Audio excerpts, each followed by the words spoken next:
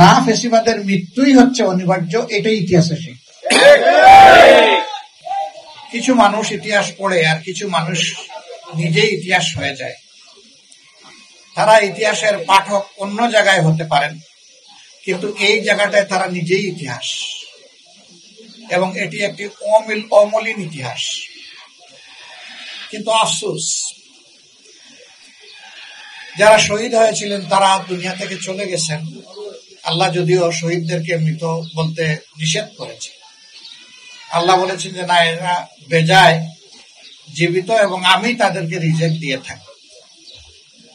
তবে তাদের কারো কারো পরিবারের করুণ পরিণতির কথা মাঝে মধ্যে যখন গণমাধ্যমে আসে, তখন নিজেকেই এর জন্য ধিক্কার দিতে ইচ্ছা করে।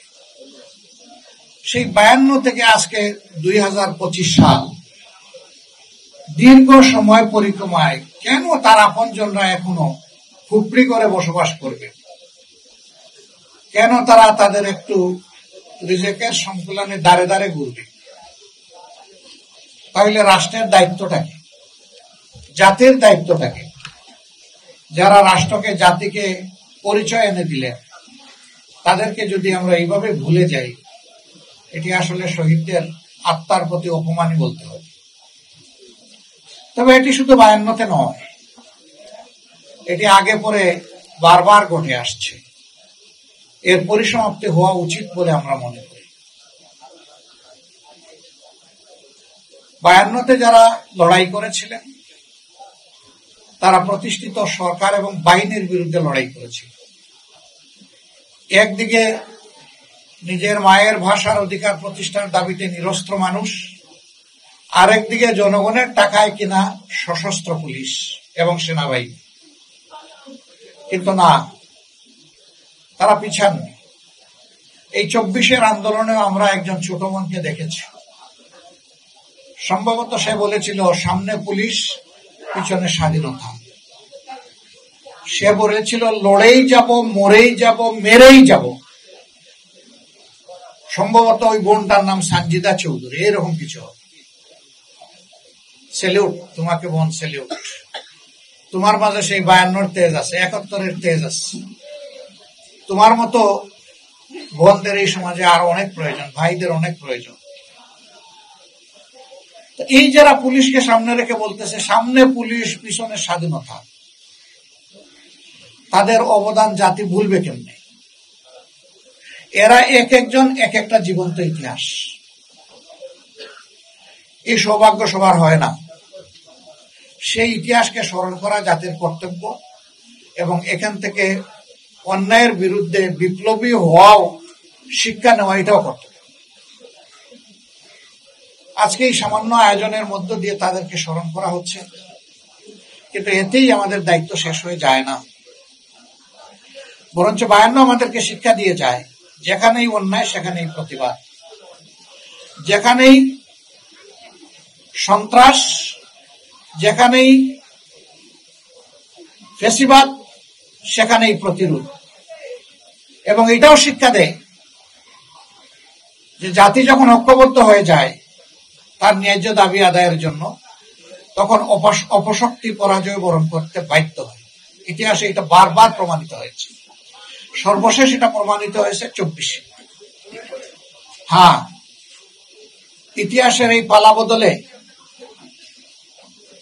ঠিকই পরাজিত শক্তি আবার প্রতিবিপ্লব ঘটানোর দাঁতে কামড় দিয়ে চেষ্টা করে। উদাহরণটা এরকম, কোরবানি একটা বিশাল বলদ কিনে এনেছেন একজন মানুষ বাজার থেকে, চেপে ধরে আল্লাহর নামে জবাইও করেছেন, কিন্তু জবাইটা পুরা হয় নাই। অনেক সময় দেখবেন যে ঝাড়া দিয়ে বলদ উঠে দৌড় দেয়, অর্ধেক কাটা, শেষ পর্যন্ত কিন্তু পড়ে যায়, আর টিকতে পারে না। তো জোর যখন দেয়, সামনে যারে পায় তারে শিং দিয়ে গুঁথা দেয়। আলটিমেটলি তার ফেট হচ্ছে যে ওই অর্ধেক কাটা গোলা দিয়েই যে রক্ত ঝরবে, তাতেই তার মৃত্যু হবে। তো ফেসিবাদের অবস্থাটাও এমন। ওরা মনে করে যে না, আমার গোলা অর্ধেক কাটা গেছে, বাকি বোধহয় জুড়া নিয়ে নিবে এবং আমি বোধহয় লড়াই করে আবার ফেসিবাদ কায়েম করতে পারবো। না, ফেসিবাদের মৃত্যুই হচ্ছে অনিবার্য, এটাই ইতিহাসে শিখ।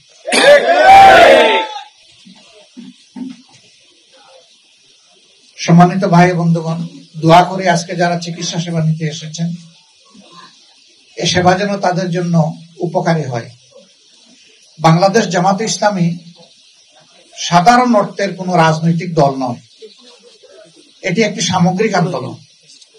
আমাদের অঙ্গীকার হচ্ছে সমাজ পরিবর্তন, আমাদের অঙ্গীকার হচ্ছে একটা কল্যাণধর্মী রাষ্ট্র গঠন, আমাদের অঙ্গীকার হচ্ছে একটি মানবিক বাংলাদেশ গঠন। এই জায়গায় পৌঁছার জন্যই আমাদের সামগ্রিক তৎপরতা। এই জন্য সকল ক্ষেত্রে জামাত ইসলামী একটি অর্থবহ পরিশুদ্ধির পক্ষে। সেই পরিশুদ্ধির মধ্য দিয়ে একটি কল্যাণধর্মী মানবিক বাংলাদেশ গড়ে উঠুক আল্লাহর কোরআনের ভিত্তিতে, এই আকাঙ্ক্ষা নিয়ে আমাদের অভিযাত্রা। এই অভিযাত্রায় আমরা আপামর জনগণকে আহ্বান জানাই যে কল্যাণের এই কাজে আপনারা আমাদেরকে সহযোগিতা করুন। তবে হ্যাঁ, মানুষ হিসাবে আমরা ভুলের ঊর্ধ্বে নই, দল হিসাবে আমরা ভুলের ঊর্ধ্বে নই। সেই ক্ষেত্রে আপনারা সহযোগিতার পাশাপাশি আমাদেরকে আমাদের ভুল ধরিয়ে দিয়ে সমালোচনা করেও সহযোগিতা করবেন, এটিও আপনাদের প্রতি আমাদের আহ্বান। আসুন সবাই মিলেই আমরা একটা মানবিক বাংলাদেশ গড়ে তুলি। আজকের এই চিকিৎসা দেওয়ার অর্থই হচ্ছে এটি একটি সিম্বলিক মেসেজ যে আমরা সবাই পরস্পরের প্রতি আমাদের কিছু দায় আছে, কিছু কর্তব্য আছে। এই কর্তব্যটা যেন আমরা পালন করতে পারি। আমি দোয়া করি এই আয়োজন সফল হোক এবং মহানগরী যেন আরো কল্যাণকর উদ্যোগ নিয়ে জনগণের পাশাপাশি বেশি বেশি করে যেতে পারে। আল্লাহ তাআলা এই তৌফিক দান করুন। মিডিয়ার ভাইদের এইখানে সামান্য একটু অসুবিধা হয়েছে, এটি আমাকে কষ্ট দিয়েছে। যিনি আপনাদেরকে কষ্ট দিয়েছেন তিনি ভালো কাজ করেন নাই, এটার জন্য আমি ব্যক্তিগতভাবে লজ্জিত।